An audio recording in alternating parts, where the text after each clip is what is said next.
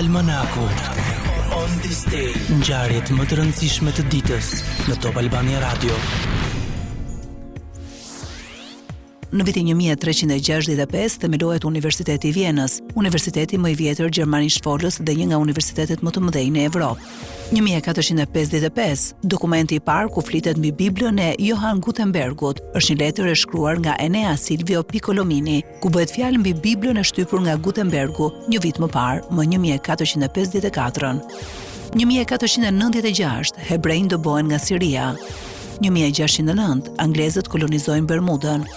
1642, eksploruesi holandez Abel Tasman bëhet evropiani i parë që zbarkon në Zelandën e Re. 1664, New Jersey bëhet koloni britanike.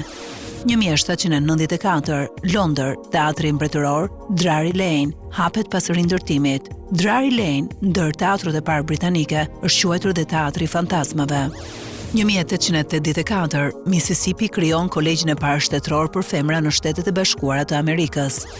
1894, Coca-Cola fillon të shitet për herë të parë me shishe. 1908, në Athinë krijohet organizata Mbar Maqedonase për të mbështetur luftën greke për marrjen e Maqedonisë. 1912, themelohet klubi i parë i futbollit në Bullgari, Botev Plovdiv. 1913, vendoset guri i parë i themelit të kryeqytetit australian, Canberra.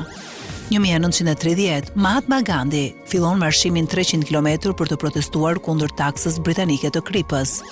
1938, princeshat shqiptare Muzejen Ruhije dhe Majide Zogu vërrin në Boston në masa të repta sigurie nga frika ndonjë demonstrate antizogiste. Në 12 mars 1940 shpërthyen në Durrës demonstratat e fuqishme antifashiste kundër regjimit të huaj që kishte pushtuar Shqipërinë që më 7 prill të vitit 1939.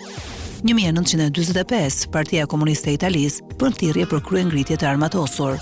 1947, presidenti Harry Truman paraqet doktrinën e tij për të luftuar komunizmin. 1959, Doma e përfaqësuesve e Kongresit Amerikan miraton antarësimin e Hawait në Shtetet e Bashkuara.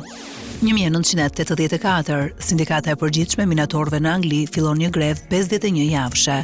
2003, Zoran Xhinxhić, kryeministri i Serbisë, vritet në Beograd. 2011, një reaktor në termocentralin bërthamor Fukushima Daiichi shpërthen dhe lëshon radioaktivitetin në atmosferë një ditë pas tërmetit dhe tsunamit në Tohoku.